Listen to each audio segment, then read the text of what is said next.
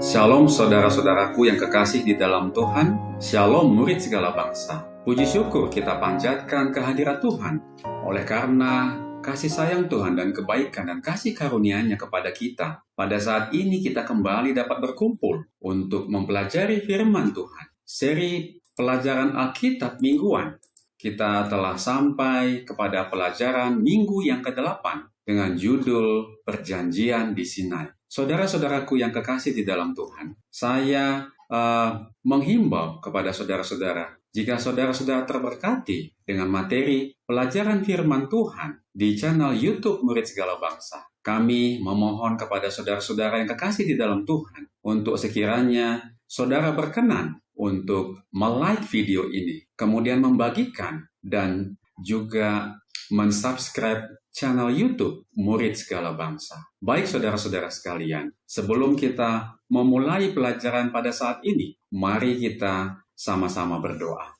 Ya Tuhan, Bapa kami yang bertahta di dalam kerajaan surga, terima kasih ya Tuhan, oleh karena kebaikan Tuhan kepada kami. Kami boleh kembali berkumpul bersama dengan pemirsa dimanapun mereka berada pada saat ini. Kami mau duduk di dekat kaki Yesus dan mendengarkan Engkau bersabda melalui firman pada pelajaran firman Tuhan pada saat ini. Ya Tuhan, Engkau mengetahui kami adalah manusia yang lemah dan berdosa. Kami tidak sanggup untuk mengerti firman-Mu, kecuali Engkau sendiri membukakan pengertian dan maknanya bagi kami, melalui tuntunan Roh Kudus yang hadir bersama dengan kami di dalam pelajaran ini. Dan ketika kami memahami dan mengerti ya Tuhan, kami juga memohon kekuatan tangan Tuhan untuk kami boleh melakukannya. Kami boleh menjadi terang bagi segala orang yang ada di sekeliling kami, bagi setiap orang yang ada di sekeliling kami. Sehingga dengan demikian mereka boleh dituntun juga untuk mengenal Engkau yang adalah jalan dan kebenaran dan hidup. Sehingga dengan demikian kami bersama-sama dipersiapkan untuk menjadi satu umat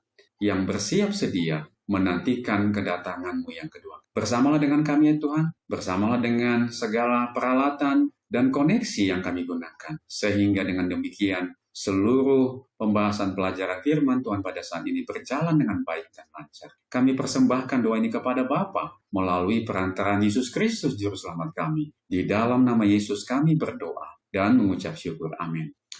Baik saudara-saudara, seperti yang saudara lihat di layar pada saat ini, judul pelajaran kita triwulan yang ketiga tahun 2025, pelajaran minggu yang ke-8 dengan judul Perjanjian di Sinai. Ayat hafalan di dalam pelajaran kita pada saat ini adalah, kamu sendiri telah melihat apa yang kulakukan kepada orang Mesir, dan bagaimana aku telah mendukung kamu di atas sayap Raja Wali, dan membawa kamu kepadaku. Jadi sekarang, jika kamu sungguh-sungguh mendengarkan firman-Ku, dan berpegang pada perjanjian-Ku, maka kamu akan menjadi harta kesayangan-Ku sendiri dari antara segala bangsa, sebab akulah yang empunya seluruh bumi. Kamu akan menjadi bagiku kerajaan imam dan bangsa yang kudus. Firman ini ayat hafalannya tertulis di dalam Keluaran 19 ayat 4-6. Mari kita lanjutkan pelajaran kita di bagian pendahuluan di 1. Ya, tadi ayat intinya telah kita baca. Ya, kita masuk kepada pembahasan kita. Kemanakah Allah memimpin bangsa Israel setelah Ia membebaskan mereka dari Mesir?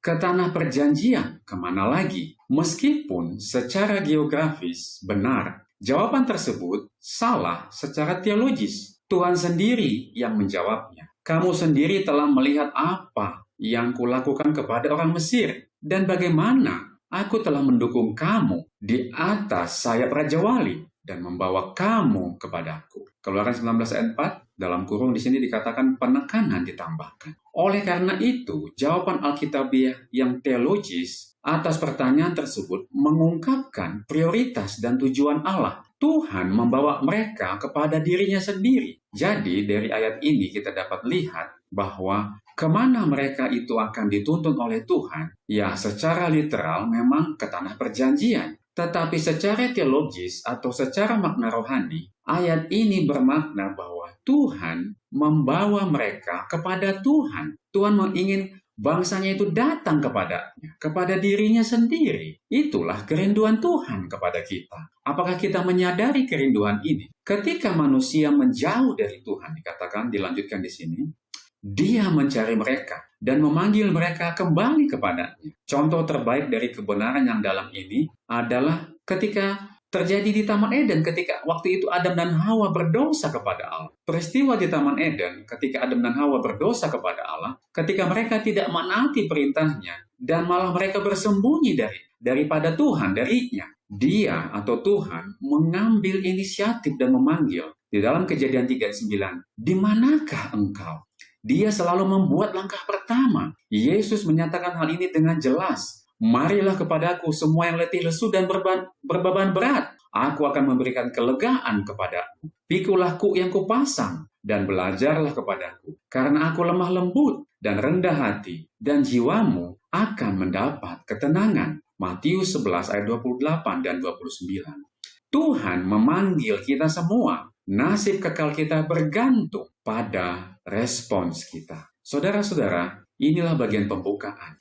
Di bagian akhir dari pembukaan ini, kita dapat bahwa tujuan dari pelajaran kita yang akan kita pelajari sampai nanti hari Jumat sepanjang pekan ini, Tuhan memanggil kita semua, termasuk saya dan saudara. Nasib kekal kita dikatakan bergantung kepada respons kita. Kita telah menyelesaikan bagian pendahuluan dari pelajaran yang ke-8, perjanjian di Sinai, dan kita akan memasuki pelajaran hari Minggu.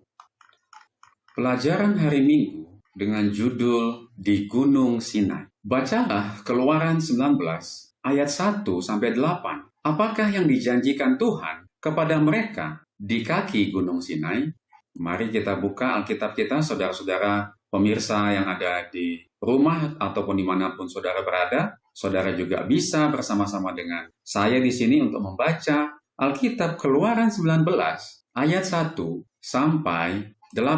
Mari kita sama-sama baca. Pada bulan ketiga, setelah orang Israel keluar dari tanah Mesir, mereka tiba di padang gurun Sinai pada hari itu juga. Setelah mereka berangkat dari Rafidim, tibalah mereka di padang gurun Sinai. Lalu mereka berkemah di padang gurun. Orang Israel berkemah di sana, di depan gunung itu. Lalu naiklah Musa menghadap Allah, dan Tuhan berseru dari gunung itu kepadanya. Beginilah kau katakan kepada keturunan Yakub, dan kuberitakan kepada orang Israel, kamu sendiri telah melihat apa yang kulakukan kepada orang Mesir, dan bagaimana aku telah mendukung kamu di atas sayap Raja Wali, dan membawa kamu kepadaku. Jadi sekarang, jika kamu sungguh-sungguh mendengarkan firman-Ku dan berpegang pada perjanjian-Ku, maka kamu akan menjadi harta kesayangan-Ku sendiri dari antara segala bangsa. Sebab akulah yang empunya seluruh bumi. Kamu akan menjadi bagiku kerajaan imam dan bangsa yang kudus. Inilah semuanya firman yang harus kau katakan kepada orang Israel. Lalu datanglah Musa dan memanggil para tua-tua bangsa itu dan membawa ke depan mereka segala firman yang diperintahkan Tuhan kepadanya.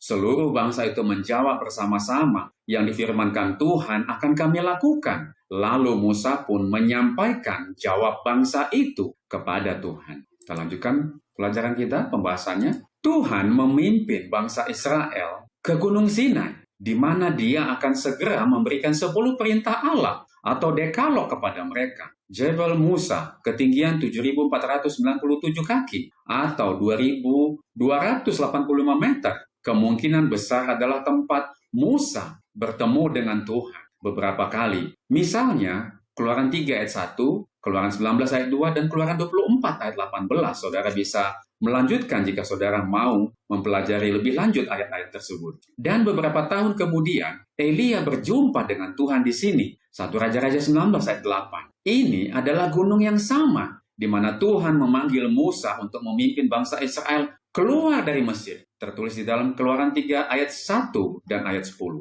Pada saat itu Tuhan memberitahu Musa bahwa ia akan menyembah Tuhan bersama Israel yang telah dibebaskan di lokasi yang sama, yang akan menjadi tanda bagi Musa bahwa Tuhan Abraham, Ishak dan Yakub akan memimpin mereka. Keluaran 3:12. Lalu firman-Nya, bukankah aku akan menyertai engkau? Inilah tanda bagimu bahwa aku yang mengutus engkau. Apabila engkau telah membawa bangsa itu keluar dari Mesir, maka kamu akan beribadah kepada Allah di gunung ini. Ini adalah Keluaran 3:12 yang membuktikan bahwa Tuhan menepati janjinya. Ya, dikatakan di sini bahwa bukankah aku akan menyertai engkau? Inilah tanda bagimu bahwa aku yang mengutus engkau. Apabila engkau telah membawa bangsa itu keluar dari Mesir, maka kamu akan beribadah kepada Allah di gunung ini. Jadi ini dikatakan sebelum Musa diutus oleh Tuhan untuk menjemput bangsa Israel untuk dibawa keluar dari Mesir. Setelah 2 bulan perjalanan, bangsa Israel tiba di Sinai,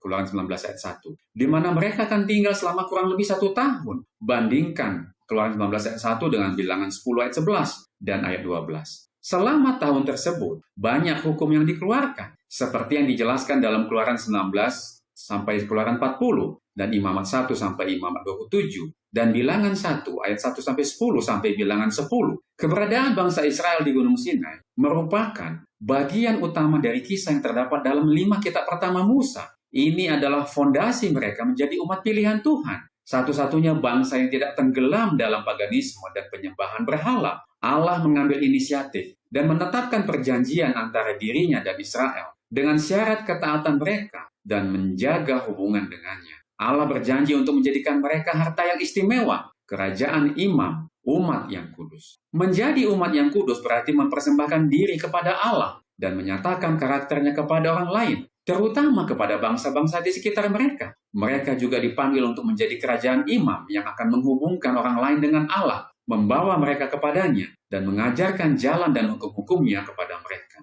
Mereka harus menjadi harta istimewa bagi Allah, karena Dia menginginkan Israel sebagai salurannya untuk menerangi dunia dengan pengenalan akan Dia dan karakter. Perjanjian ini adalah peneguhan secara hukum, suatu hubungan antara Allah dan umatnya. Formula perjanjian secara umum yang sedikit berbeda dalam teks-teks yang berbeda adalah aku akan menjadi Allah mereka dan mereka akan menjadi umat. Lihat Keluaran 6 ayat 7, Imamat 26 ayat 12, Yeremia 24 ayat 7, Yeremia 31 ayat 33, Ibrani 8 ayat 10, dan Wahyu 21 ayat 3. Di bagian bawah pelajaran hari Minggu terdapat pertanyaan. Bayangkanlah menjadi milik Allah yang istimewa. Hak istimewa apakah yang akan tercakup di dalamnya? Tanggung jawab khusus apakah yang Anda miliki? Baik, saudara-saudara, saya akan coba uraikan dan jawab pertanyaan ini. Milik Allah yang istimewa berarti menikmati hak istimewa seperti perlindungan. Ya, maaf di sini, ini tulisannya. Milik Allah yang istimewa berarti menikmati hak istimewa seperti perlindungan, bimbingan, dan kedekatan langsung dengannya. Tuhan tidak hanya menjaga Anda secara fisik, tetapi juga membimbing Anda melalui keputusan-keputusan sulit dalam hidup dan memberikan kedamaian. Anda juga akan memiliki akses ke hikmat-Nya dan janji-janjinya. Namun status istimewa ini juga membawa tanggung jawab khusus. Sebagai miliknya, Anda harus mencerminkan karakternya kepada orang lain. Anda dipanggil untuk menjadi imam bagi orang-orang di sekitar Anda, menuntun mereka kepadanya, dan hidup sesuai dengan perintahnya, sehingga kehidupan Anda menjadi kesaksian yang hidup. Anda harus menjaga kekudusan dan menjauhi hal-hal yang tidak sesuai dengan kehendaknya. Jadi, kalau kita lihat dari pertanyaan ini, hak istimewa apakah yang tercakup di dalamnya dan tanggung jawab apa yang Anda miliki? Yaitu perlindungan, bimbingan, dan kedekatan langsung dengannya. Tetapi ini mempunyai konsekuensi dan tanggung jawab yang harus dilaksanakan, yaitu apa? Kita harus mencerminkan karakternya kepada orang lain. Ya, di sini dikatakan sebagai miliknya, kita harus mencerminkan karakternya kepada orang lain. Anda dipanggil untuk menjadi imam bagi orang-orang di sekitar Anda, menuntun mereka kepadanya dan hidup sesuai dengan perintah, sehingga kehidupan Anda menjadi kesaksian yang hidup. Ya, Anda juga harus menjaga kekudusan dan menjauhi hal-hal yang tidak sesuai dengan kehendak. Inilah tanggung jawab kita sebagai umat-umat Tuhan. Dan kita telah menyelesaikan pelajaran hari Minggu. Kita akan memasuki pelajaran hari Senin. Pelajaran hari Senin dengan judul mempersiapkan hadiah. Bacalah Keluaran 19 ayat 9 sampai 25. Bagaimanakah Allah mempersiapkan bangsa Israel untuk menerima 10 perintah Allah? Mari kita baca Alkitab kita, Keluaran 19. Ya, lanjutannya ya, Keluaran 19 ayat 9. Kita mulai dari ayat 9 sampai 25.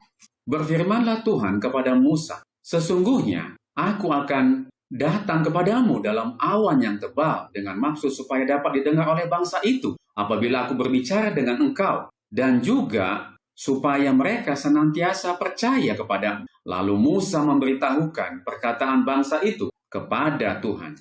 Berfirmanlah Tuhan kepada Musa, pergilah kepada bangsa itu, suruhlah mereka menguduskan diri pada hari ini dan besok, dan mereka harus mencuci pakaiannya. Menjelang hari ketiga mereka harus bersiap, sebab pada hari ketiga Tuhan akan turun di depan mata seluruh bangsa itu di Gunung Sinai. Sebab itu haruslah engkau memasang batas bagi bangsa itu, berkeliling sambil berkata, jagalah baik-baik, jangan kamu mendaki gunung itu, atau kena kepada kakinya. Sebab siapapun yang kena kepada gunung itu, pastilah ia dihukum mati. Tak seorang pun tidak boleh merabanya, sebab pastilah ia dilempari dengan batu atau dipanahi sampai mati. Baik binatang, baik manusia, ia tidak akan dibiarkan hidup. Hanya apabila sangkakala berbunyi panjang, barulah mereka boleh mendaki gunung itu. Lalu turunlah Musa dari gunung mendapatkan bangsa itu. Disuruhnyalah bangsa itu menguduskan diri dan mereka pun mencuci pakaiannya. Maka kata Musa kepada bangsa itu, bersiaplah menjelang hari yang ketiga, dan janganlah kamu bersetubuh dengan perempuan. Dan terjadilah pada hari ketiga, pada waktu terbit fajar ada gurun dan kilat dan awan padat di atas gunung dan bunyi sangkakala yang sangat keras, sehingga gemetarlah seluruh bangsa yang ada di perkemahan. Lalu Musa membawa bangsa itu keluar dari perkemahan untuk menjumpai Allah, dan berdirilah mereka pada kaki gunung. Gunung Sinai ditutupi seluruhnya dengan asap, karena Tuhan turun ke atasnya dalam api. Asapnya membumbung seperti asap dari dapur, dan seluruh gunung itu gemetar sangat. Bunyi sangkakala kian lama kian keras. Berbicaralah Musa, lalu Allah menjawabnya dalam gurun. Lalu turunlah Tuhan ke atas gunung Sinai, ke atas puncak gunung itu. Maka Tuhan memanggil Musa ke puncak gunung itu, dan naiklah Musa ke atas. Kemudian Tuhan berfirman kepada Musa, turunlah, peringatkanlah kepada bangsa itu, supaya mereka jangan menembus mendapatkan Tuhan, hendak melihat-lihat, sebab tentulah banyak dari mereka akan binasa. Juga para imam yang datang mendekat kepada Tuhan haruslah menguduskan dirinya supaya Tuhan jangan melanda mereka. Lalu berkatalah Musa kepada Tuhan, tidak akan mungkin bangsa itu mendaki gunung Sinai ini, sebab engkau sendiri telah memperingatkan kepada kami. Demikian, pasanglah batas keliling gunung itu dan nyatakanlah itu kudus. Lalu Tuhan berfirman kepadanya, pergilah, turunlah, kemudian naiklah pula, engkau beserta Harun. Tetapi para imam dan rakyat tidak boleh menembus untuk mendaki menghadap Tuhan, supaya mereka jangan dilanda. Lalu turunlah Musa, mendapatkan bangsa itu dan menyatakan hal itu kepada mereka. Kita lanjutkan pembahasan kita. Tuhan memberikan instruksi khusus tentang apa yang harus dilakukan oleh bangsa Israel sebagai persiapan untuk menerima 10 perintah di Sinai. Kesucian lahiriah mereka harus mencerminkan penyerahan diri sepenuhnya kepada Tuhan. Jadi kita dapat lihat di sini, sebelum mereka menerima 10 perintah di Sinai, sebelum mereka bertemu dengan Tuhan, persiapan dilakukan di sini. Saudara lihat tulisan yang warna biru, dikatakan kesucian lahiriah mereka harus mencerminkan penyerahan diri sepenuhnya kepada Tuhan. Ya, kita tadi dapat lihat itu tadi kita baca di ayat yang Keluaran 19 ayat 14 tadi di sini ya dikatakan bahwa disuruhnyalah bangsa itu menguduskan diri dan mereka pun mencuci pakaiannya. Ya, dikatakan di sini mencuci pakaian artinya pun berarti mereka pun harus apa? Harus mandi, ya. Jadi persiapan lahiriah di sini sangat apa? Sangat penting dan diperhatikan juga oleh Tuhan. Nah, bagaimana dengan persiapan kita ketika kita hendak kemana? Hendak bergereja, hendak pergi ke rumah ibadah. Bagaimana persiapan kita? Mohon maaf, apakah ada yang tidak mandi atau mungkin cuci muka saja atau pakaian biasa, pakaian yang tidak dicuci? Dan kutipan firman Tuhan dalam Korintus 4 dikatakan bahwa pakaian kita pun pada hari Sabat ketika kita bertemu dengan Tuhan beribadah di gereja haruslah pakaian yang diasingkan, ya, pakaian yang benar-benar khusus ketika kita bertemu dengan Tuhan. Jadi, saudara lihat tulisan yang biru di sini. Kesucian lahiriah, artinya kesucian kita secara literal, badan kita, pakaian kita, ini harus mencerminkan penyerahan diri sepenuhnya kepada Tuhan. Ya, mereka harus siap untuk perwujudan kemuliaan Tuhan yang akan segera datang. Dan ketika hal itu terjadi, itu disertai dengan ada guru dan kilat dan awan padat di atas gunung dan bunyi sangkakala yang sangat keras. Sehingga dikatakan di sini, gemetarlah seluruh bangsa yang ada di perkemahan itu. Keluaran 19 ayat 16. Dekalog, 10 perintah Allah, adalah inti dari wahyu Allah dan etika Alkitab. Dekalog membentuk inti dan fondasi dari standar-standar ilahi bagi seluruh umat manusia. Prinsip-prinsipnya bersifat kekal dan universal. Menurut catatan Alkitab, Dekalog disampaikan oleh Tuhan. Keluaran 19 ayat 19, Keluaran 21, Ulangan 5 ayat 4 dan ayat 5 dan ayat 24. Dan ditulis olehnya. Itu tertulis dalam Keluaran 24 ayat 12, Keluaran 31 ayat 18 dan Ulangan 5 ayat 22. Ya, ini ditulis oleh Tuhan sendiri. 2 kali diberikan kepada Musa sebagai hadiah khusus, tertulis di dalam Keluaran 30 ayat 19, Keluaran 34 ayat 1 dan Ulangan 10 ayat 1 dan 2. Dalam kitab Keluaran, Dekalog itu disebut dengan kesaksian. Dalam bahasa Ibrani tertulis edut dalam Keluaran 31 ayat 18. Atau disebut juga perkataan-perkataan perjanjian. Bahasa Ibrani disebut divrei heberit, Keluaran 34 ayat 28.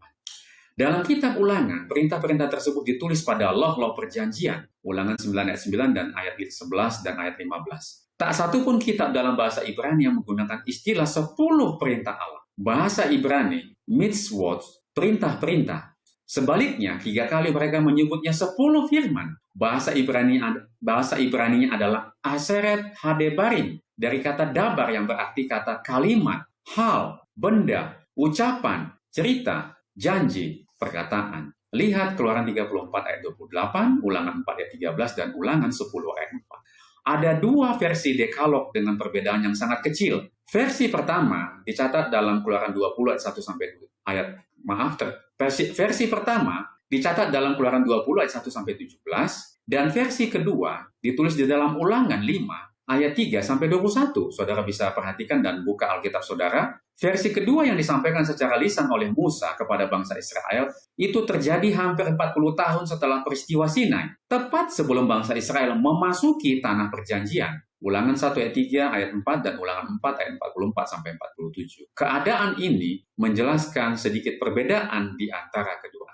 Ketika Paulus merangkum hukum sebagai kasih, dia mengutip dari 10 hukum, Roma 13 ayat 8 sampai 10. Kasih memang merupakan ringkasan dari hukum Allah karena dia adalah Allah yang penuh kasih. 1 Yohanes 4 ayat 16. Dalam pertanyaan bagian paling bawah harus ini, bagaimanakah Anda memahami konsep 10 perintah Allah sebagai ungkapan kasih Allah? Apakah maksudnya? Bagaimanakah kasih Allah dinyatakan di dalam? Ya, saya coba uraikan atau jawab pertanyaan ini, ya. Mengapa 10 perintah Allah adalah ungkapan kasih Allah? Ya, di sini dikatakan 10 perintah Allah sering dilihat sebagai daftar aturan yang kaku, tetapi pada dasarnya itu adalah ungkapan kasih Allah yang mendalam. Alih-alih membatasi, perintah-perintah ini dirancang untuk melindungi dan memberkati umatnya. Contoh aplikasi supaya kita bisa memahami bahwa 10 perintah atau hukum Allah itu atau perintahnya adalah kasih Allah kepada kita. Ya, bayangkan 10 perintah sebagai pagar di tepi tebing yang curam. Saudara bisa bayangkan, ya, Anda berada di tebing-tebing yang curam, lalu 10 perintah itu adalah pagarnya. Pagar itu tentunya tidak dimaksudkan untuk membatasi Anda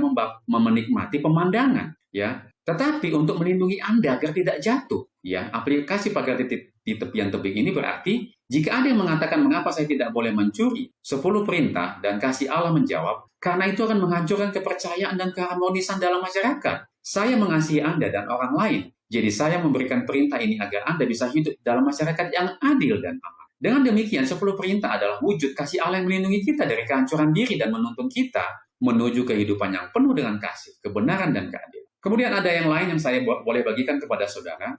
Contoh aplikasi dalam hubungan anak dan orang tua. Ya, bayangkan seorang ayah melarang anaknya yang berusia 10 tahun untuk bermain di tepi jalan raya. Ya, bermain di jalan raya, ya. Ayah memberikan larangan, jangan bermain di jalan raya. Berbahaya, kata ayahnya kepada anak. Tetapi anak mungkin berpikir begini, ayah ini, papaku ini membatasi kebebasanku. Kenapa teman-temanku boleh, tapi aku tidak? Ini mungkin pertanyaan anak kepada ayahnya yang memberikan larangan jangan bermain di jalan raya. Karena berbahaya, kata bapak. Dalam pandangan anak, larangan itu mungkin terlihat sebagai tindakan yang kaku dan tidak adil. Namun dalam pandangan sang ayah, larangan itu adalah bentuk kasihnya yang mendalam kepada anaknya. Dia tidak mau anaknya itu celaka. Dia mengalami satu peristiwa yang membinasakan dia. Sang ayah tahu bahwa bahaya yang tidak disadari oleh anaknya seperti mobil yang melaju kencang. Larangan itu tentunya bukanlah untuk membatasi kebebasan anaknya, melainkan untuk melindungi anaknya dari bahaya yang mengancam nyawa. Jadi, ketika ayahnya memberikan peraturan itu kepada anaknya supaya dia jangan bermain di jalan raya adalah karena ayahnya atau papanya ini mengasihi anaknya, supaya anaknya tetap selamat dan tetap dalam keadaan baik-baik saja dan dalam damai yang sejahtera. Itulah salah satu contoh aplikasi bahwa hukum atau perintah Allah itu adalah kasih adanya kepada kita. Kita telah menyelesaikan pelajaran hari Senin dan kita akan memasuki pelajaran hari Selasa. Pelajaran hari Selasa dengan judul Pemberian Dekalog. Bacalah Keluaran 20 ayat 1 sampai 17. Apa sajakah prinsip-prinsip Dekalog dan bagaimanakah cara mengaturnya? Ya, mari kita buka Alkitab kita Keluaran 20 ya. Ayat 1 sampai 17. Mari kita baca sama-sama. Saudara juga bisa baca Alkitab saudara. Lalu Allah mengucapkan segala firman ini, ya.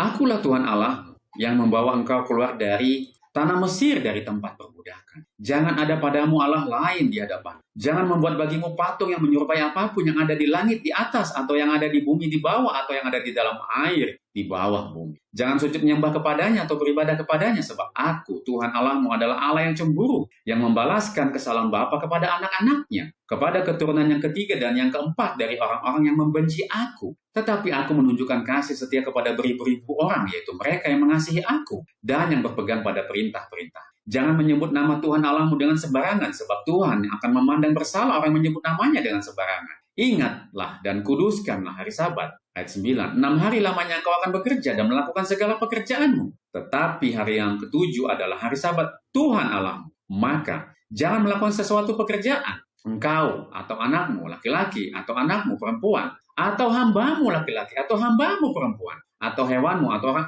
asing yang ada di tempat kediamanmu. Sebab 6 hari lamanya Tuhan menjadikan langit dan bumi, laut dan segala isinya, dan ia berhenti pada hari yang ketujuh. Itulah sebabnya Tuhan memberkati hari Sabat dan menguduskannya. Hormatilah ayah dan ibumu, supaya lanjut umurmu di tanah yang diberikan Tuhan Allahmu kepadamu. Jangan membunuh, jangan berzina, jangan mencuri, jangan mengucapkan saksi dusta tentang sesama, jangan mengingini rumah sesamamu, jangan mengingini istrinya, atau hambanya laki-laki, atau hambanya perempuan, atau lembunya, atau keledainya, atau apapun yang dipunyai sesamamu. Kita telah menyelesaikan ayatnya, mari kita lanjutkan pembahasan kita. Perhatikanlah, ya dikatakan di sini lanjutan pelajaran kita, perhatikan bahwa Dekalog tidak dimulai dengan perintah-perintah, tetapi dengan tindakan Allah yang penuh kasih karunia bagi umat. Akulah Tuhan Allah yang membawa engkau keluar dari tanah Mesir, dari tempat perbudakan. Keluaran 20 ayat 2. Tuhan pertama-tama menunjukkan kasih karunia-Nya dengan memberikan kemerdekaan dan keselamatan kepada Israel, dan baru kemudian dia menyatakan kehendak-Nya. Perintah-perintah ini harus ditaati berdasarkan kasih dan rasa syukur atas apa yang telah Tuhan lakukan bagi mereka.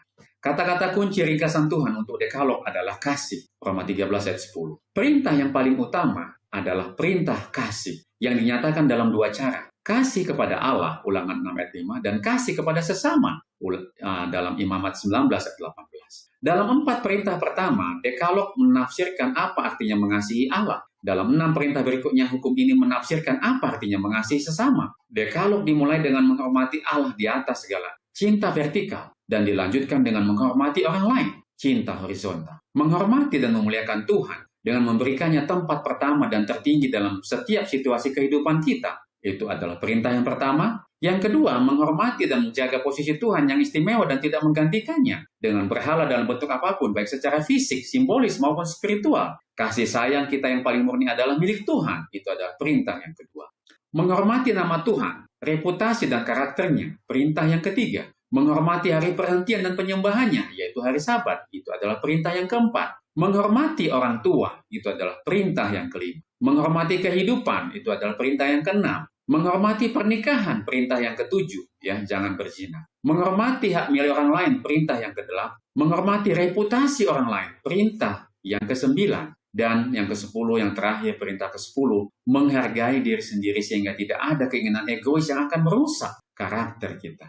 Yesus sendiri berkata, "Jikalau kamu mengasihi aku, kamu akan menuruti segala perintahku." Yohanes 14 ayat 15, lihat juga 1 Yohanes 4 ayat 20 dan 21. Dengan demikian, penurutan yang sejati adalah ungkapan kasih dan rasa syukur kepada Yesus. Kasih yang diungkapkan dengan sangat kuat dalam cara kita memperlakukan sesama kita. Saudara-saudara, kita telah menyelesaikan pelajaran hari Selasa. Kita masuk kepada pelajaran hari Rabu. Pelajaran hari Rabu yaitu dengan judul fungsi-fungsi yang berbeda dari hukum Allah. Hukum Allah mengungkapkan karakter Allah. Siapa dia? Ya, jadi hukum Allah itu mengungkapkan karakter Allah, sifatnya, ya, siapa dia, tabiat dari Allah itu. Sebagaimana Allah itu kudus, benar dan baik, demikian pula hukumnya. Paulus menegaskan jadi hukum Taurat adalah kudus dan perintah itu juga adalah kudus, baik. Jadi hukum Taurat itu adalah kudus dan perintah itu juga adalah kudus, benar dan baik. Roma 7 ayat 12. Dalam Alkitab, hukum Allah dipandang dalam sudut pandang yang sangat positif. Matius 5 ayat 17 dan 18, Yohanes 14 ayat 15, dan 1 Korintus 7 ayat 19. Seseorang dapat menciptakan puisi tentang hukum seperti Mazmur 119, bernyanyi tentang hukum, Mazmur 19, dan merenungkannya siang dan malam, Mazmur 1 ayat 2 dan Yosua 1 ayat 6. Hukum Allah membantu menjauhkan dari kejahatan dan memberikan hikmat dan pengertian, kesehatan, kemakmuran, dan kedamaian. Ulangan 4 ayat 1 sampai 6, Ulangan 4 ayat 1 sampai 6, dan Amsal 2 dan Amsal di sini Amsal 2 dan Amsal 3, ya. Jadi dikatakan hukum Allah membantu menjauhkan seseorang dari kejahatan. Hukum itu memberikan hikmat, kemudian memberikan pengertian, kemudian kesehatan, kemakmuran, dan kedamaian. Jadi kita dapat lihat sangat positif sekali keberadaan apa? Keberadaan dari hukum Allah itu sendiri. Dan itu semua adalah untuk kebaikan kita. Kalau begitu, mengapa kita tidak menurut kepada hukum Allah? Mengapa kita malah membangkang dan memberontak kepada Tuhan melalui melanggar akan hukum-hukumnya? Ya, mari kita renungkan dalam kehidupan kita. Dan dalam pelajaran ini kita lanjutkan, hukum Allah itu dikatakan seperti pagar yang menciptakan ruang bebas yang luas bagi kehidupan dan memperingatkan bahwa di luar titik tertentu bahaya, masalah, komplikasi, dan bahkan kematian menanti. Itu bisa kita lihat di Kejadian 2, 16 dan 17 dan Yakobus 2 ayat 12. Jadi saudara-saudara, dikatakan hukum Allah itu seperti pagar, ya. Jadi dia melindungi kita. Jadi kalau kita keluar dari pagar itu berarti kita keluar dari apa? Dari perlindungannya. Ya, jadi hukum Allah itu dikatakan seperti apa? Seperti pagar. Jadi kalau kita keluar dari pagar, itu berarti kita terancam apa? Terancam bahaya, ya. Berarti hukum Allah itu melindungi kita. Kita keluar dari pagar, kita melanggar pagar, melanggar hukum Allah. Itu artinya kita apa? Di situ dikatakan kita dalam bahaya, dalam masalah, dalam komplikasi, dan bahkan kematian menanti. Ya, kalau begitu janganlah kita keluar dari mana? Keluar dari pagar. Janganlah kita melanggar apa? Melanggar hukum Tuhan itu, ya. Kemudian hukum juga merupakan rambu-rambu, ya.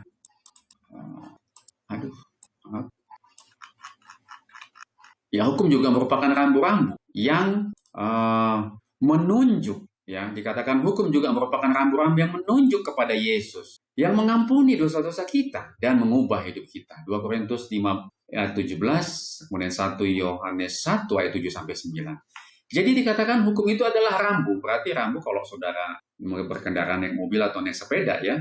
Berarti ketika kita melihat hukum, dia menunjuk kepada siapa? Oh, menunjuk kepada Yesus. Kemudian kita jalan lagi, kemudian ketika kita lihat hukum dalam perjalanan kehidupan kita, lalu kita pandang kepada hukum, kita lihat hukum, lalu dia menunjuk kepada siapa? Kepada Yesus, ya. Jadi kalau begitu hukum itu adalah positif ada. Hukum itu berarti baik bagi kita. Karena dia merupakan rambu-rambu yang menuju kepada Yesus. Kenapa dia harus menunjuk kepada Yesus? Mengarahkan kita kepada pengharapan bahwa sekalipun kita dalam keadaan menjadi saat ini manusia yang berdosa, tetapi rambu itu menuju kepada Yesus dan dikatakan Yesus mengampuni dosa kita, dan Dia mengubah hidup kita. Ya, luar biasa sekali ya. Jadi hukum itu, dengan demikian hukum ini menuntun kita dikatakan sebagai seorang paidagogos, dikatakan seorang penjaga. Ya, paidagogos ini dikatakan berarti hukum ini adalah paidagogos, yaitu penjaga, pelindung kepada Kristus. Galatia 3:24. Bacalah Yakobus 1 ayat 23 sampai 25. Apakah yang dikatakannya dan bagaimanakah kata-kata ini menolong kita untuk menyadari fungsi dan pentingnya hukum Allah? Meskipun hukum itu tidak dapat menyelamatkan kita, ya. Bacalah Yakobus 1 ayat 23 sampai 25. Mari kita baca Yakobus 1 ya, ayat 23 sampai 25. Ya, di sini katakan, sebab jika seorang hanya mendengar firman saja dan tidak melakukannya, ia adalah seumpama orang yang sedang mengamat-amati mukanya yang sedang sebenarnya berada di depan cermin, ya. Baru saja ia memandang dirinya, ia sudah pergi atau ia segera lupa bagaimana rupanya atau tampaknya wajahnya. Tetapi barang siapa meneliti hukum yang sempurna, yaitu hukum yang memerdekakan orang, dan ia bertekun di dalamnya, jadi bukan hanya mendengar untuk melupakannya, tetapi sungguh-sungguh melakukannya. Dikatakan di sini sesuai dengan ayat ini, Yakobus 1 ayat 25, ia akan berbahagia oleh perbuatannya. Ya, mari kita lanjut kembali. Cermin bisa memperlihatkan cacat Anda, ya, tetapi tidak ada apapun di dalam cermin yang dapat menyembuhkannya. Cermin bisa menunjukkan masalah, tetapi cermin tidak bisa menawarkan solusi untuk masalah tersebut. Sama halnya dengan hukum Allah. Mencoba untuk dibenarkan di hadapan Allah dengan menaati hukum Taurat, itu sama saja dengan menatap cermin dengan harapan cepat atau lambat cermin itu akan menghilangkan cacat Anda. Saudara pernah bercermin lalu saudara katakan kepada cermin, hai cermin, tolong dong ambil ini, misalkan aja ada, maaf kalau Anda bekas makan, ya habis makan, mungkin ada nasi di sini. Apakah cermin bisa mengambil nasi, lalu mungkin nasi itu cermin itu bisa buang dari mungkin sekitar mulut Anda? Ya tentunya tidak bisa ya. Kita tahu cermin hanya bersifat menunjukkan ada sesuatu di dalam wajah saya. Lalu untuk saya bisa mengambil bilanglah katakan ada bekas makan atau nasi yang nempel di dekat mulut saya harus menggunakan tangan saya sendiri. Dibantu ketika kita melihat kepada cermin, cermin itu menunjukkan akan sesuatu yang ada di dalam wajah saya. Itulah yang dikatakan, demikianlah dengan hukum Allah. Ya. Jadi hukum Allah tidak pernah akan menyelamatkan saudara. Ya, dia hanya menunjukkan bahwa kita ini salah, berdosa, dan menunjukkan tadi sama seperti tadi bahwa dia merupakan rambu yang menunjuk bahwa kita membutuhkan siapa? Kita ini membutuhkan Yesus. Ya. Mencoba untuk dibenarkan di hadapan Allah dengan menaati hukum Taurat sama saja dengan menatap cermin dengan harapan cepat atau lambat cermin itu akan menghilangkan cacat Anda. Itu tidak mungkin ya, sesuatu hal yang mustahil. Karena keselamatan adalah melalui iman dan bukan melalui perbuatan, termasuk perbuatan hukum Taurat. Beberapa orang Kristen menyatakan bahwa hukum Taurat telah ditiadakan dan kita tidak perlu lagi menaatinya. Tentu saja mengingat hukum itu sendiri adalah yang menjelaskan tentang dosa. Justru oleh hukum Taurat aku telah mengenal dosa di Roma 7 ayat 7. Pernyataan ini adalah sebuah penafsiran yang keliru tentang hubungan hukum Taurat dengan Injil. Keberadaan hukum Taurat adalah alasan mengapa kita membutuhkan Injil. Seberapa sukseskah Anda dalam upaya Anda untuk menaati hukum Allah? Cukup berhasilkah untuk mendasarkan keselamatan Anda di atasnya? Jika tidak, mengapa Anda membutuhkan Injil? Ya, seberapa sukses Anda untuk menaati hukum Allah? Di sini ada pertanyaan yang menarik ya. Ini pertanyaan yang bagus. Mari coba kita bantu uraikan dan jawab. Di sini saya coba bantu kepada saudara. Saudara mungkin mempunyai jawaban yang berbeda atau pendapat yang lain. Silahkan saudara bisa bagikan di kolom komentar ya. Saudara bisa berbagi untuk menambah wawasan dan pengetahuan kita di dalam pelajaran Alkitab pada saat ini. Tetapi yang saya dapatkan adalah demikian. Dalam upaya menaati hukum Allah, manusia tidak bisa berhasil sepenuhnya, katakan ya.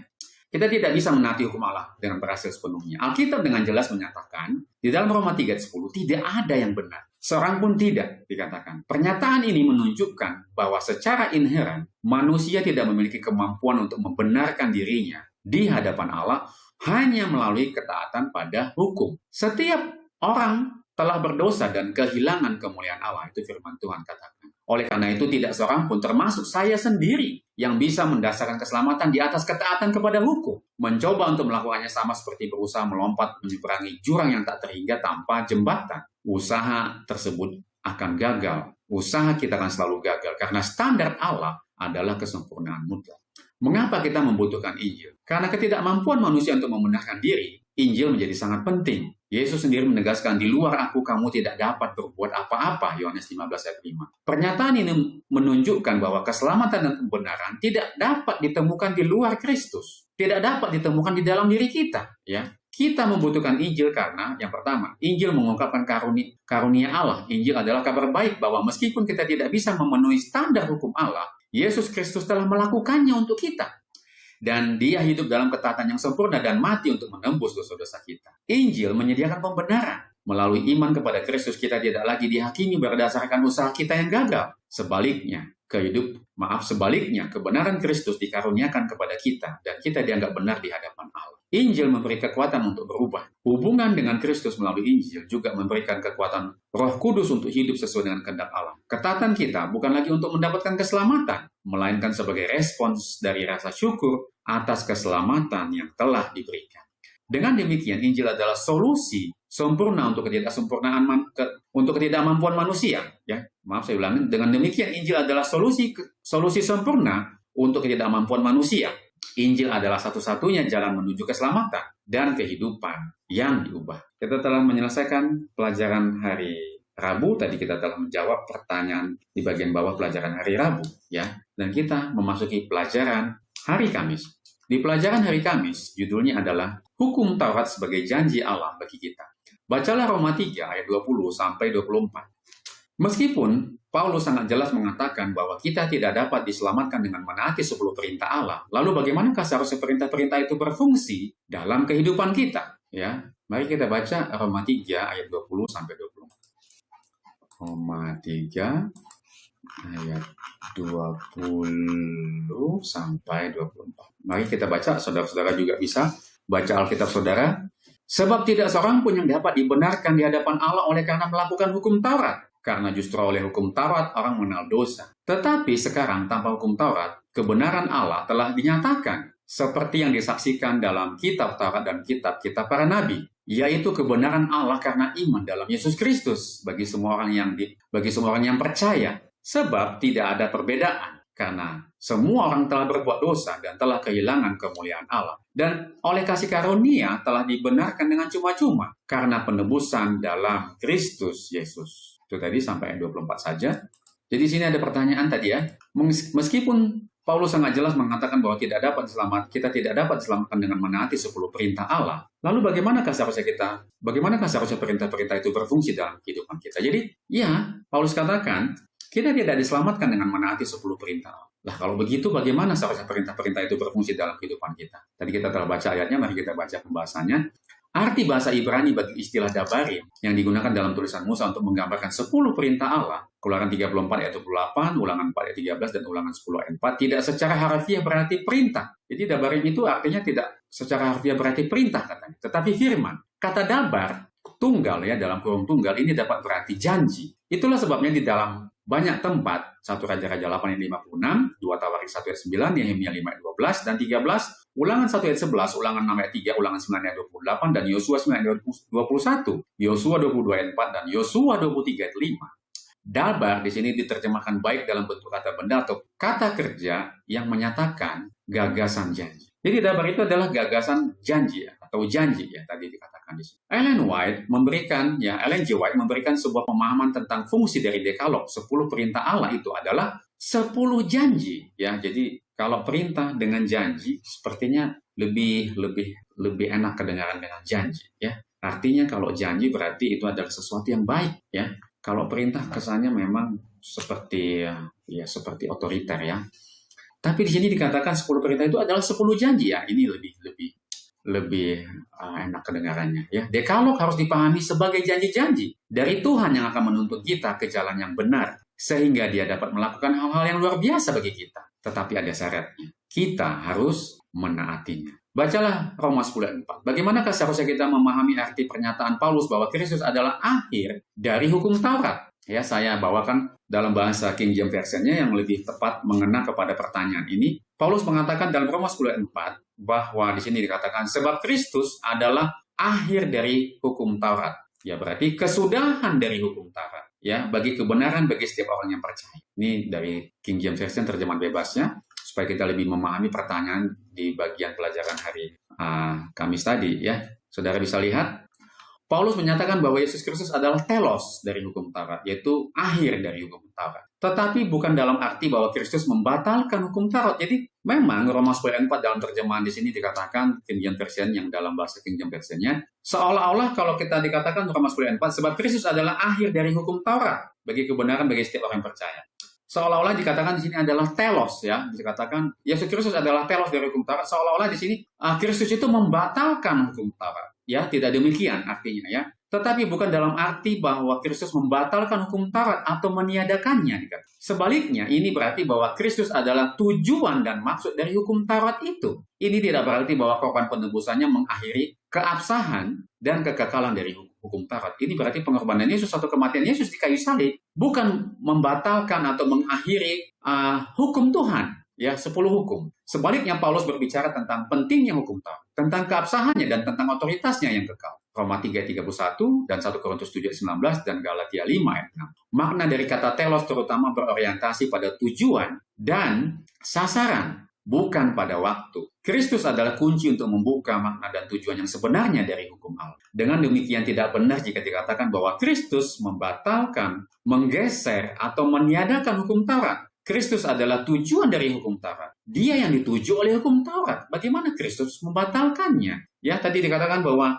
hukum itu adalah rambu yang menunjuk kepada Yesus. Bagaimana Yesus menghilangkan rambu yang menunjuk kepada dia sendiri? Ya, tidak mungkin ya. Jadi, tidak mungkin Tuhan merubuhkan rambu yang menunjuk kepada dia. Ya, nanti orang nggak sampai kepada Kristus. Jadi, ya, tidak benar bahwa 10 hukum itu ikut disalibkan ketika Yesus mengorbankan dirinya. Hukum itu jadinya dibatalkan atau tidak berlaku lagi. Tidak mungkin hal yang demikian itu menjadi tujuan dari Tuhan. Bagaimanakah hukum Taurat mengarahkan kita kepada Yesus? Artinya apakah yang disingkapkan hukum Taurat kepada kita tentang diri kita sendiri yang akan membawa kita kepada Yesus?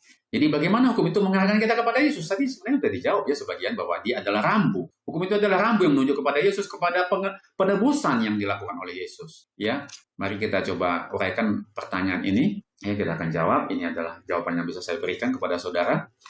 Bagaimanakah hukum menuntun kita kepada Yesus? Hukum menuntun kita kepada Yesus dengan menyingkapkan 2 hal penting tentang diri kita sendiri. Yang pertama, kegagalan kita. Hukum menunjukkan bahwa kita adalah orang berdosa yang tidak mampu memenuhi standar kesempurnaan. Setiap kali kita gagal mematuhi perintah-perintahnya, kita melihat bahwa kita membutuhkan bantuan dari luar diri kita. Kemudian kebutuhan kita akan juru selamat. Setelah menyadari kegagalan kita, hukum menuntun kita kepada Kristus yang telah memenuhi semua tuntutan hukum dan menawarkan kebenarannya kepada kita sebagai karunia. Dengan demikian, hukum bukan penghalang, melainkan peta jalan yang menunjukkan kebenaran tentang kondisi kita dan mengarahkan kita kepada Yesus, satu-satunya yang dapat memberikan pengampunan dan kehidupan yang baru. Puji Tuhan, kita telah menyelesaikan pelajaran hari Kamis.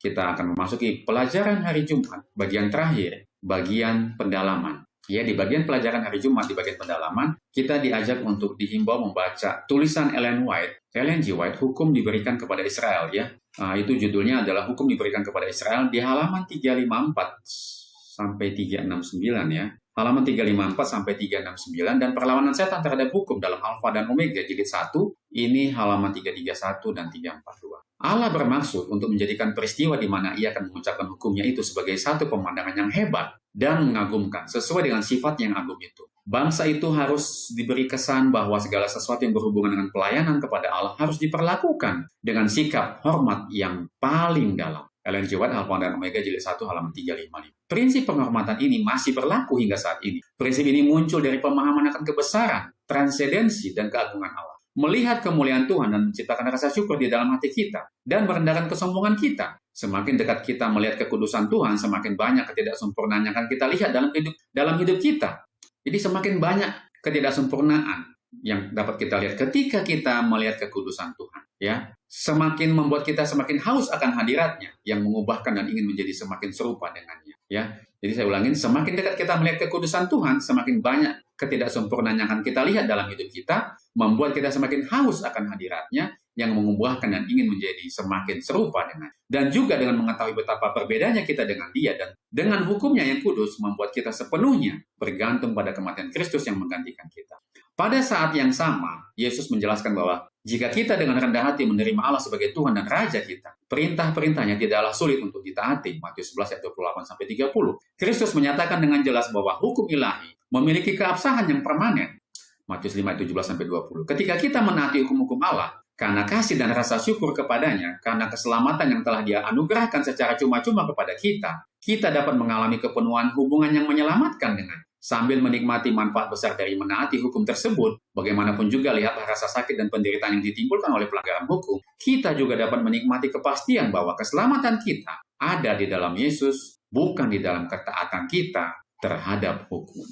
Saudara bisa lihat kalimat yang terakhir, ya, keselamatan kita ada di dalam Yesus, bukan di dalam ketaatan kita terhadap hukum. Tetapi ketaatan kita terhadap hukum adalah rasa sayang dan kasih kita kepada Tuhan oleh karena keselamatan yang telah Dia berikan kepada kita. Puji Tuhan, kita telah menyelesaikan bagian pendalaman di hari Jumat.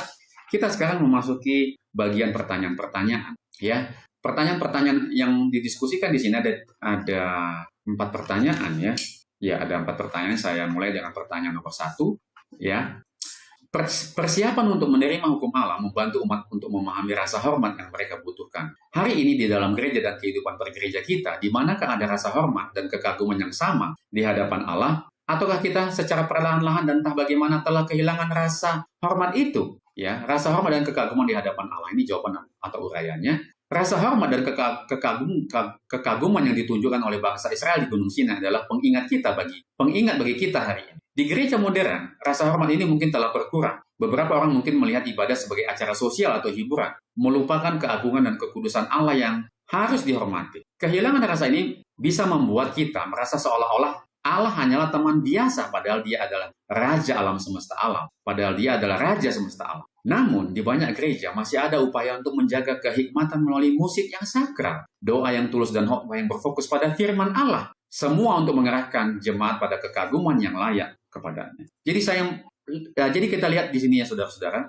bahwa ya walaupun banyak gereja sekarang yang tidak lagi atau kurang memiliki rasa hormat dalam ibadah dan pembaktian mereka, tetapi masih ada gereja yang dikatakan masih menjaga kehikmatan melalui musik yang dipilih di dalam ibadah yang sakral, kemudian dengan doa yang tulus. Dan saya mau coba, ini menarik ya, di dalam jawaban ini ada dan khotbah yang berfokus pada firman Allah, ya.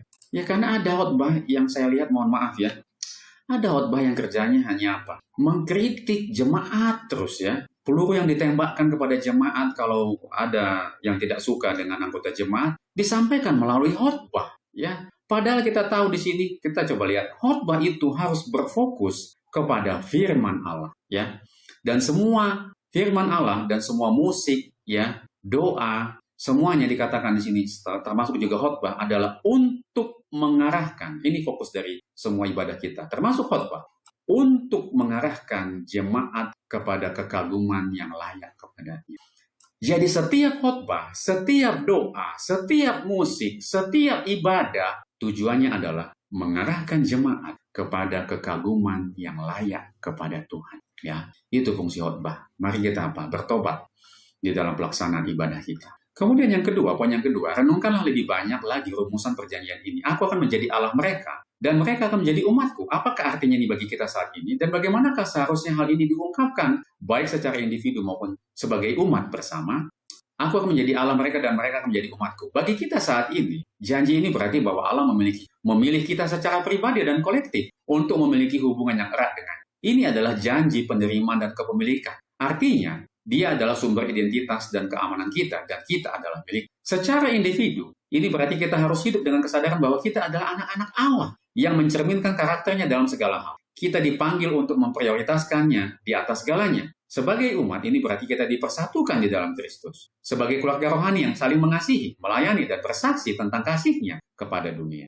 Pertanyaan nomor 3. Apakah yang Tuhan perintahkan untuk kita lakukan? Dia mampukan kita untuk melakukannya? Ellen G. White menyatakan bahwa segala perintahnya adalah mungkin untuk dilaksanakan. Membina kehidupan abadi, halaman 254. Bagaimanakah cara mewujudkan janji ini? yaitu artinya tadi dabar ya tadi, ini ke dalam tindakan, janji segala perintahnya adalah mungkin untuk dilaksanakan. Pernyataan Ellen G. White, ini uraian atau jawabannya ya. Pernyataan Ellen G. White bahwa segala perintahnya adalah mungkin untuk dilaksanakan bukanlah tentang kekuatan manusiawi kita, melainkan tentang janji dan anugerah Allah. Kita mewujudkan janji ini ke dalam tindakan dengan yang pertama bergantung pada anugerah. Menyadari bahwa kita tidak bisa menaati hukum dengan kekuatan kita sendiri. Kita harus terus-menerus bergantung pada anugerah Kristus dan kekuatan Roh Kudus untuk membantu kita. Hidup dalam hubungan dengan Kristus, sebagaimana sebuah ranting tidak bisa berbuah tanpa bersatu dengan pohon, kita tidak bisa menaati perintah Allah tanpa tetap berada dalam Kristus. Yohanes 15 ayat 5. Ketaatan kita adalah buah dari hubungan, bukan usaha yang terpisah.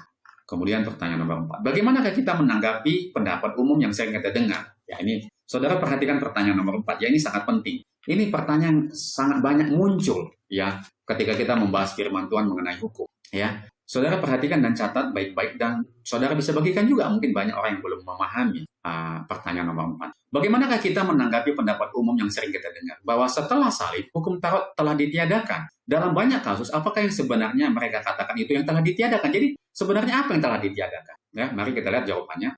Tanggapan terhadap bab ini bahwa hukum Taurat telah ditiadakan. Ya, maaf ini ada banyak keselip.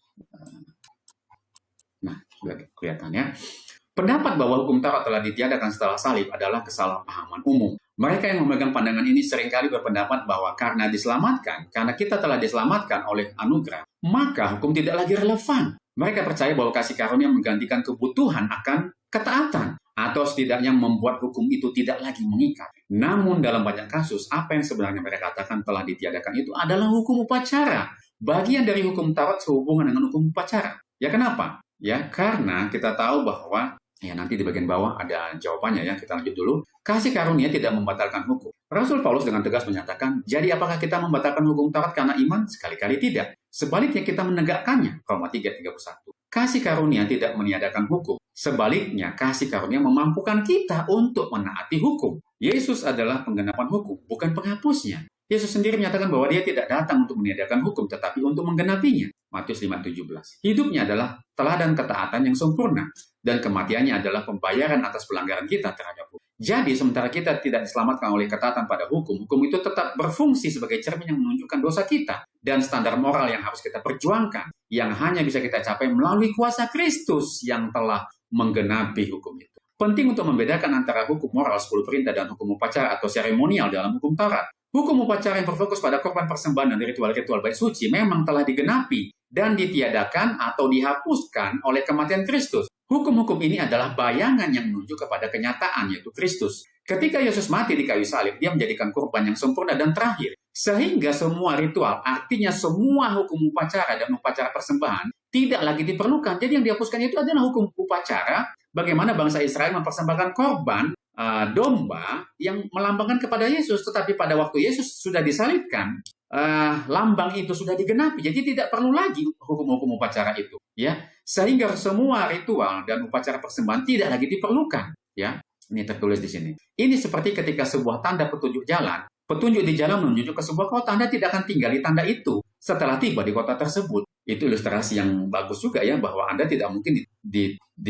maksudnya kalau Anda menuju kota, ketika Anda sampai di kota, misalkan bilang kota Bandung, ya ada penanda yang menunjuk kepada kota Bandung ya. Ya, Anda kan tidak menunjuk kepada tanda itu, penandanya, rambunya, tapi lebih kepada kotanya langsung. Jadi, domba itu adalah tanda yang menunjukkan kepada Yesus. Tapi Yesus sendiri akhirnya mengorbankan dirinya di kayu salib. Jadi, yang dihapuskan itu adalah hukum upacaranya, ya, yang tidak lagi diperlukan karena tidak perlu lagi dilakukan upacara-upacara yang menunjuk kepada Yesus karena sudah digenapi. Bayangan telah bertemu dengan apa? Dengan Tuhan. Namun, 10 perintah Allah adalah hukum moral yang mencerminkan karakter kudus Allah. Hukum ini tetap berlaku karena yang pertama, sifatnya abadi dan universal. Perintah seperti jangan membunuh dan jangan mencuri adalah prinsip moral yang tidak akan pernah berubah. Prinsip ini berlaku untuk semua manusia di setiap zaman. Dasar dari hubungan dengan Allah. 10 perintah adalah dasar dari perjanjian Allah dengan umatnya yang bertujuan untuk membimbing mereka dalam hidup yang kudus dan benar. Dengan demikian, pendapat bahwa hukum Taurat telah ditiadakan setelah salib adalah kesalahpahaman. Yang ditiadakan adalah hukum upacara karena penggenapannya ada pada Kristus. Bukan hukum moral yang tetap menjadi standar kebenaran Allah bagi kita. Sampai sekarang, sampai saat ini, sampai Yesus datang menjemput kita. Bahkan hukum itu adalah karakter. Tidak mungkin karakter Tuhan dihilangkan dari dari kehidupan Allah sendiri, dari kehidupan Tuhan sendiri. Puji Tuhan, kita telah menyelesaikan pelajaran ke-8. Ya, kita telah menyelesaikan seluruh rangkaian pelajaran yang ke-8, perjanjian di Sinai. Dan saudara-saudara, saudara bisa lihat bahwa sebagai panggilan bagi kita untuk menutup, ya, sebelum kita berdoa, bahwa banyak hal yang telah kita pelajari, ya, bahwa hukum itu adalah hadiah bagi kita. Dia adalah berfungsi sebagai pagar, dan dia adalah berfungsi sebagai cermin yang menunjuk kepada kita akan kesalahan kita dan menuntut kita untuk datang kepada Yesus. Kemudian bahwa hukum moral tidak dihapuskan, tetapi itu tetap berlaku, bahwa yang dihapuskan hanyalah hukum upacara, dan hukum itu sendiri tadi memberikan kesehatan, kedamaian, ya, bagi kita. Biarlah kita kembali dipanggil untuk apa? Untuk sebagaimana bangsa Israel, orang Ibrani pada saat itu dipanggil untuk menghadap kepada Tuhan di bawah pimpinan Musa. Mereka telah berjanji, kami akan menaati hukum itu. Biarlah dengan pelajaran ini kita dipanggil untuk kembali kepada komitmen kita, bahwa mungkin kita sudah terlalu jauh menyimpang dari penurutan kepada hukum Tuhan. Biarlah kita pada saat ini dipanggil, ya Tuhan, maafkan saya, karena saya telah pergi jauh daripada hukum-Mu. Saya ingin kembali kepada-Mu, dan saya tidak ingin mati dan binasa. Kematian kekal akan menjadi bagian kita ketika kita jauh daripada hukum. Pada saat ini kita dipanggil untuk memberikan atau mengingatkan kembali komitmen kita kepada hukum Tuhan, penurutan kita kepada hukum. Biarlah dengan pelajaran ini kita semua dipanggil, dan hari demi hari kita dimampukan, bukan dengan kekuatan kita sendiri, tetapi dengan kehadiran Kristus, sehingga kita dimampukan untuk melakukan penurutan yang sempurna, bukan dengan kekuatan kita, tetapi dengan kehadiran Kristus dalam hidup kita. Tetapi aku hidup, bukan lagi aku yang hidup, tetapi Kristus yang hidup di dalam. Baiklah, kita akan tutup pelajaran kita pada saat ini, saudara-saudara. Kita berdoa. Ya Tuhan, Bapa kami yang bertahta di dalam kerajaan surga, puji syukur ya Tuhan, kami panjatkan kehadirat Tuhan. Oleh karena kebaikan Tuhan, kami kembali dituntun melalui pelajaran pada saat ini, perjanjian di sini, pelajaran yang ke-8. Dan kami dipanggil untuk memperbaharui komitmen kami akan penurutan dan janji kami kepada Tuhan melalui penurutan kepada 10 hukum yang Tuhan telah berikan kepada kami, yang didahului dengan pemberian kepada bangsa Israel secara literal di Gunung Sinai, dan itu telah sampai kepada kami yang hidup di zaman ini. Ya Tuhan, perjanjian itu adalah sebagai lambang perjanjian nikah antara kami sebagai umat-Mu dan Engkau sebagai Allah kami, sebagai Tuhan kami. Dan biarlah kami tidak melakukan perzinahan rohani dengan menyembah yang lain selain Engkau ya Tuhan. Bantu kami untuk selalu setia kepada Tuhan. Bantu kami walaupun keadaan yang mengguncang kami tetap tidak menghilangkan pegangan kami akan penurutan kami kepada-Mu ya Tuhan. Mampukan kami untuk selalu setia dan menurut kepada hukum sampai Maranatha, sampai Yesus datang menjemput kami pada kedatangan-Mu yang memberkati pemirsa yang ada di rumah ataupun dimanapun mereka berada. Memberkati segala murid segala bangsa dimanapun mereka berada pada saat ini. Biarlah Kau berkati mereka. Dan biarlah kami menjadikan semua orang menjadi murid, menjadikan segala bangsa menjadi semua murid-Mu ya Tuhan. Bantu kami dan mampukan kami. Terima kasih ya Tuhan. Biarlah pelajaran ini menjadi berkat bagi kami dan bagi semuanya. Dan banyak jiwa-jiwa yang terberkati dan boleh datang kepada kami. Serahkan doa dan permohonan ini kepada Bapa melalui perantaraan Yesus Kristus Juru Selamat kami. Di dalam nama Yesus kami berdoa dan mengucap syukur. Amin.